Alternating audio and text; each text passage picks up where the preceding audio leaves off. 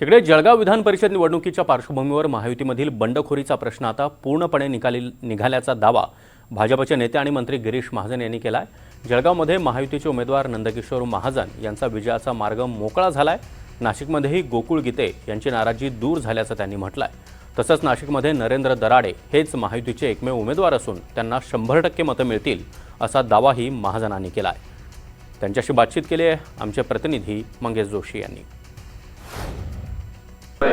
नाशिक नंतर जळगावमध्येही आज महायुतीची बैठक जी आहे त्या ठिकाणी संपन्न झाली। या बैठकीला मंत्री गिरीश महाजन असतील, गुलाबराव पाटील असतील, हे देखील या ठिकाणी उपस्थित होते आणि कुठेतरी जळगावमधील बंडखोरीचा तिढा जो आहे हा सुटलेला आहे। आपल्यासोबत गिरीश महाजन आहेत। भाऊ, काय सांगणार, आज बैठक झाली, जो काही तिढा होता बंडखोरीचा तो सुटलाय का?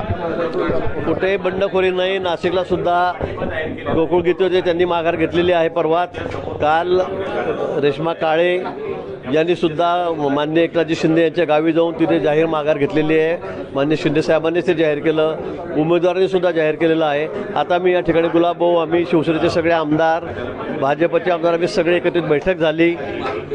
आता इथे कुठेही बंडखोरी राहिलेली नाही, सगळ्यांनी माघार घेतलेली आहे। त्यामुळे आमचे एकमेव उमेदवार या ठिकाणी महायुतीचे नंदकिशोर महाजन आहेत।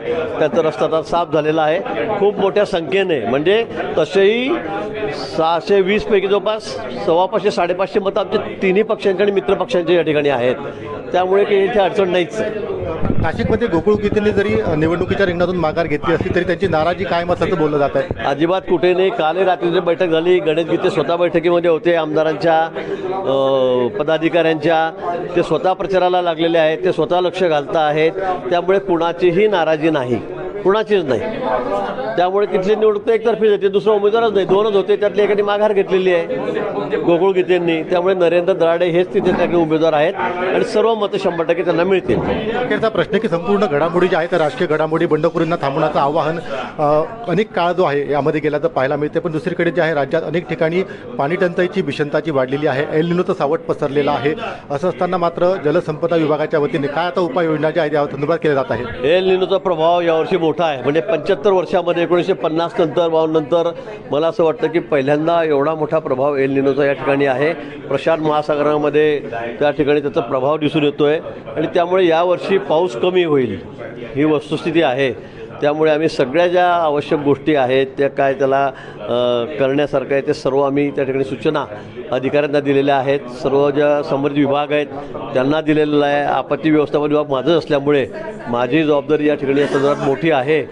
पाऊसही उशिरा होणार आहे आणि कमी पडणार आहे, त्यामुळे यावर्षी पाणी आपल्याला काटकसरीने वापरावं लागेल।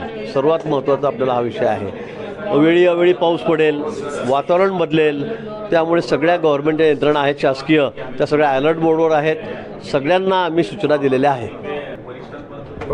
मंगेश जोशी, NDTV मराठी, जळगाव।